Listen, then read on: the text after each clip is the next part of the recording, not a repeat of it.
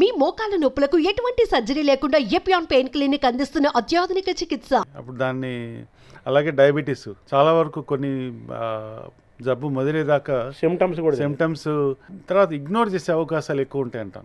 ఇప్పుడు స్లీప్ యాప్ని అన్నాం ఇందాక, అది సామాన్యంగా మనం అందరూ గురకబెడుతున్నారు కదా అనుకుంటాం. కానీ ఎంతమందికి స్లీప్ యాప్నియా అనేది చెక్ చేస్తున్నారు, దానివల్ల వచ్చే కాంప్లికేషన్స్ ఏట్రియల్ ఫిబ్రిలేషన్ అంటారు. తర్వాత అంటే ఇవన్నీ కొంతమందికి మెజారిటీ కొంచెం 40లో 50లో రావచ్చు ప్రాబ్లమ్స్, కొంతమందికి 60-70 వచ్చినా రాకపోవచ్చు. కొంచెం అన్ప్రిడిక్టబుల్. ఇప్పుడు మామూలుగా మనం ఇంతవరకు కొంత జనరల్గా ఆరోగ్యంగా ఉన్నారా అనారోగ్యంగా ఉన్నాడా డాక్టర్ చూడగానే చెప్పడము, లేకపోతే కొన్ని టెస్టులు చేయటము, అవేర్నెస్ తోటి టెస్టులు చేయించుకోవటము, అలాగే తనకు వచ్చే సంకేతాలు బట్టి చూసుకోవటం అనేది మనిషి ఆరోగ్యాన్ని తాను సమీక్ష చేసుకోవటం, ఒక స్నాప్ షాట్ లాగా చేయటం చాలా అవసరం అనేది ముఖ్యం. అవునండి. ఇంకా మీ సబ్జెక్ట్ వచ్చేసరికి మీరు ఇంటర్నల్ మెడిసిన్ అన్నారు కదా. ఇంటర్నల్ మెడిసిన్ అంటే మన జనరల్ మెడిసిన్ కంపారిజన్ ఉందా, ఇంకా డిఫరెన్స్ ఉందా? మోరార్లెస్ సిమిలర్ అండి. కొంచెం ఇంటర్నల్ మెడిసిన్లో కొన్ని మేము ఎక్కువ కార్డియాలజీ లేకపోతే గ్యాస్ట్రోఎంటరాలజీ ఇండియాలో కంటే అక్కడ ఎక్కువ ఫోకస్ ఉండే అవకాశం ఉందని చెప్పచ్చు.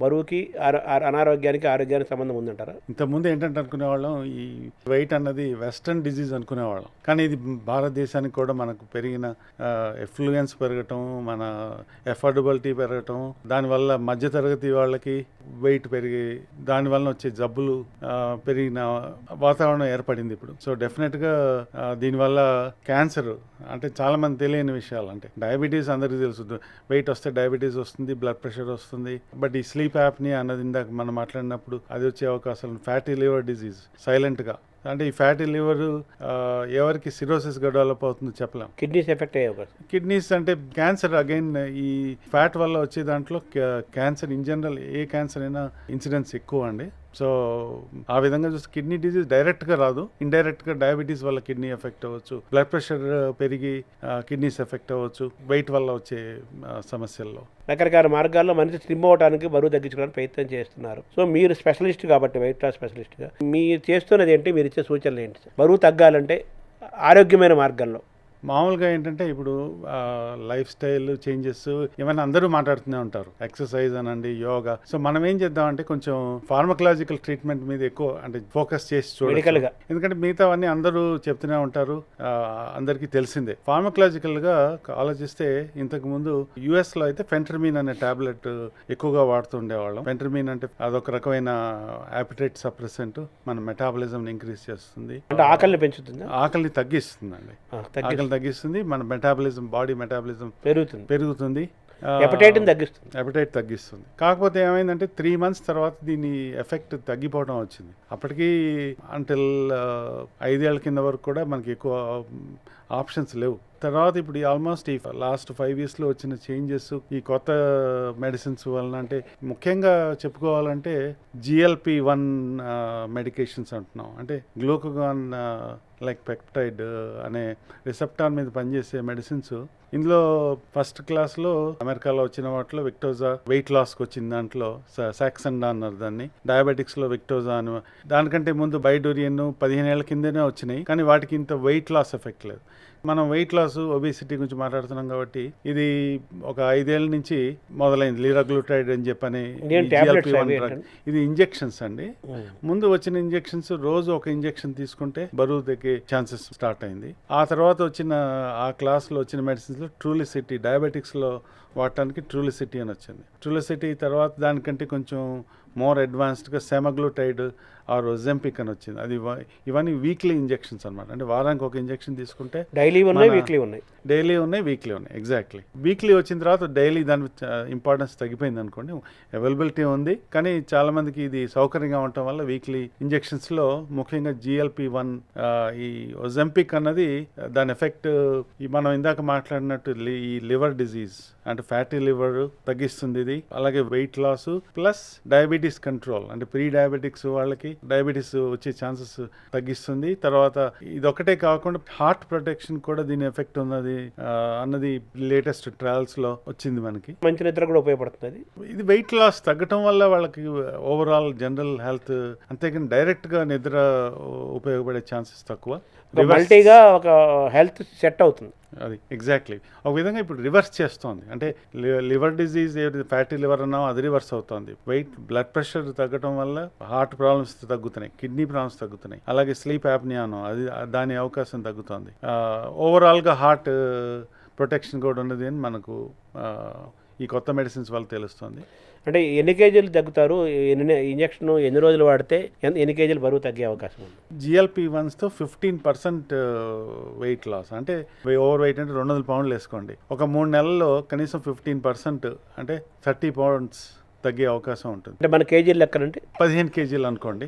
ఎక్కువ ఇది స్టడీస్ అన్ని 1 year వరకు ఉంటాయి కాబట్టి యావరేజ్ వెయిట్ లాస్ 1 year వేసుకోవచ్చు మనం. అంటే 3 నెలల నుంచి 1 year లోపు వారానికి ఒక ఇంజక్షన్ తీసుకోవడం వల్ల 15 కేజీలు తగ్గుతారు. అది కూడా హెల్తీ విధానం, ఆరోగ్యమైన మార్గంలో. అంతేగా మీరు సైడ్ ఎఫెక్ట్స్ ఉంటాయా? చాలా కామన్గా నాజియా, కడుపులో తిప్పడం అనేది ఫస్ట్లో స్టార్ట్ ఉంటుంది. తర్వాత రిఫ్లక్స్, యాసిడ్ రిఫ్లక్స్ పెరగటం, కాన్స్టిపేషన్, మలబద్ధకం ఇట్లాంటివి మామూలుగా ముందుగానే ట్రీట్ చేస్తే అంత ప్రాబ్లమ్స్ రాకుండా, ఒకసారి బాడీ అలవాటు అయిపోయిన తర్వాత ఒక కొన్ని వారాల తర్వాత ఆ ఇబ్బందులు తగ్గి, అలాగే మన డైట్లో చేంజెస్ దాని ప్రకారం చేసుకొని, ఎక్కువగా వీటి సైడ్ ఎఫెక్ట్స్ ఈవినింగ్ మనం లేట్గా తినటం వల్ల ఇక్కడ అంతా మిడ్ నైట్ బిర్యానీ అంటారు, లేకపోతే కల్చర్ పెరిగింది కదా, ఇంకా కల్చర్ పెరిగింది.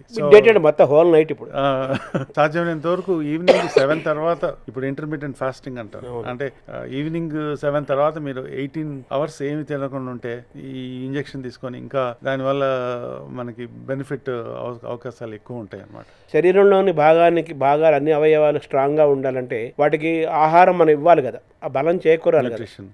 మరి ఆహారం తగ్గితే వాటి యొక్క బలం తగ్గిపోదా? సామాన్యంగా మనకి ఈ ఓవర్ వెయిట్ ఉన్న వాళ్ళకి బాడీ కాంపెన్సేట్ చేస్తుందండి.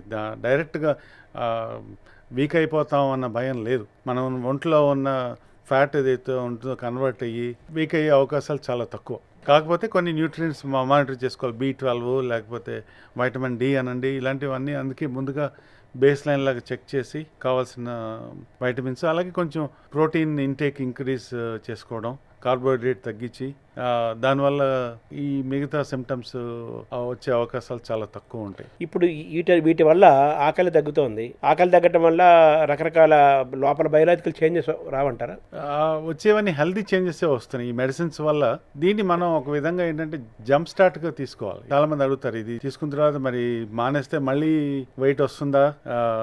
మనం ఇదివరకు పద్ధతిలోకి వెళ్ళిపోయి ఎక్సర్సైజ్ చేయకుండా అదే రకమైన ఫుడ్ తిని సరి అయిన నిద్ర లేక ఉంటే మళ్ళీ మన యథాస్థితికి వెళ్ళే అవకాశాలు ఉంటాయి. అలా కాకుండా ఇది మనం తీసుకుంటున్నప్పుడు మన హెల్దీ హ్యాబిట్స్ అలవాటు చేసుకొని హెల్దీ ఫుడ్స్ డైట్ తీసుకోవడం అలవాటు చేసుకుంటే, కార్బోహైడ్రేట్స్ తగ్గించి మోర్ ప్రోటీన్ అది ఇంక్లూడ్ చేసుకున్న డైట్, అలాగే ఎక్సర్సైజ్, వెయిట్ లాస్లో మనకి సక్సెస్ అయ్యే అవకాశం ఎక్కువ ఉంటుంది. తర్వాత మానేసినా కూడా వెయిట్ వచ్చే అవకాశాలు తక్కువ. యాక్చువల్గా జీవితాంతం వాడాలా ఇంజక్షన్? ఒక పీరియడ్ అయితే ఆపేయచ్చా? ఎప్పుడు ఆపేయచ్చు? ఒక 1 year తర్వాత గ్రాడ్యువల్గా దీన్ని మనం ఎవర్ కంఫర్ట్ జోన్ దాని ప్రకారం మానేసేయచ్చు. మళ్ళీ ఏదైనా ఆఫ్ అండ్ ఆన్ అంటే ఒకవేళ మనందరికీ క్రేవింగ్స్, టెంప్టేషన్స్ ఉంటాయి. సో అలా మళ్ళీ కొంచెం వెయిట్ ఎక్కువ కనిపిస్తుంది. దీనికి ఇక్కడ కావాల్సింది ఏంటంటే క్లోజ్ అండ్ మానిటరింగ్ కావాలంటాను.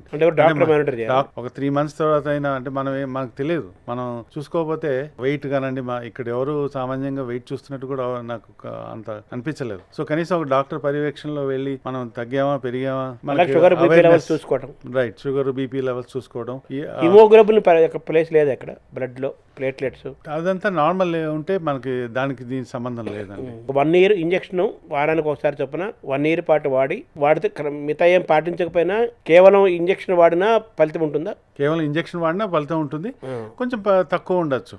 ఎక్సర్సైజ్ చేసిన వాళ్ళకి దాని ఎఫెక్ట్ డబల్ ఉండొచ్చు. ఇందాక మనం మాట్లాడిన దాంట్లో ఒజంపిక్ మాట్లాడాము. ఇంకొకటి ఇప్పుడు ఈ మంజారో అన్నది ఈ కొత్త క్లాస్ ఆఫ్ మెడికేషన్స్. అంటే ఇది 2 రిసెప్టార్స్, GIP, GLP-1 రిసెప్టార్స్ మీద పనిచేస్తుంది. దీని ఒక విధంగా సోఫార్ వచ్చిన మెడిసిన్స్ లో బెస్ట్ మెడిసిన్ అని చెప్పొచ్చు. ఎందుకంటే క్లినికల్ ట్రయల్స్ లో కూడా 1 year లో 22% వెయిట్ లాస్. మనం ఇందాక 15% weight loss Ozempic or semaglutide కనుక్కున్నాం. ఇదేమో టెరిజాపెటైడ్ అనే కొత్త మాలిక్యూల్ ఆర్ కాంపౌండ్ వలన 22% వెయిట్ లాస్. అంటే వెయిట్ లాస్ సర్జరీ కామన్గా చేసే వెయిట్ అదంతా పర్సెంటేజ్ 25% అండి. Weight loss surgery gastric sleeve అని చేస్తారు.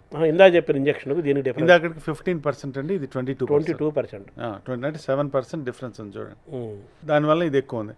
అలాగే ఇప్పుడు గ్యాస్ట్రిక్ స్లీవ్ అనే సర్జరీ ఇంతకుముందు ఇవి రాకముందు చాలా మంది గ్యాస్ట్రిక్ స్లీవ్ అంటే స్టమక్ని చిన్నగా చేయటం అనే సర్జరీ చేయించుకున్నారు, జీర్ణ కోసం తగ్గించడం. అది 25% వెయిట్ లాస్ ఉండేది దాంతో. అది కూడా ఏమైంది, ఆఫ్టర్ 3-4 years తర్వాత మళ్ళీ మన ఓల్డ్ హ్యాబిట్కి వెళ్ళిపోయినాం అంటే మళ్ళీ పెరుగుతున్నారు వాళ్ళు. స్టమక్ స్థితికి అది ఎలాస్టిసిటీ ఉండటం వల్ల స్టమక్ పెరుగుతుంది, వెయిట్ పెరుగుతుంది, మళ్ళీ మామూలు అయిపోతారు. ఈ ఇంజక్షన్ వల్ల అలా అవరు. ఈ ఇంజక్షన్ వల్ల అవకాశాలు తక్కువ. తర్వాత ఆ సర్జరీ అయిన వాళ్ళు కూడా మెయింటైన్ చేసుకోవడానికి ఇంజెక్షన్స్ చాలా హెల్ప్ చేస్తున్నాయి. ఆ విధంగా మీరు చెప్పిన ఈ ఇంజక్షన్, లేటెస్ట్ చెప్పిన ఇంజక్షన్ వల్ల మంజారా వల్ల 22% వెయిట్ తగ్గుతారు.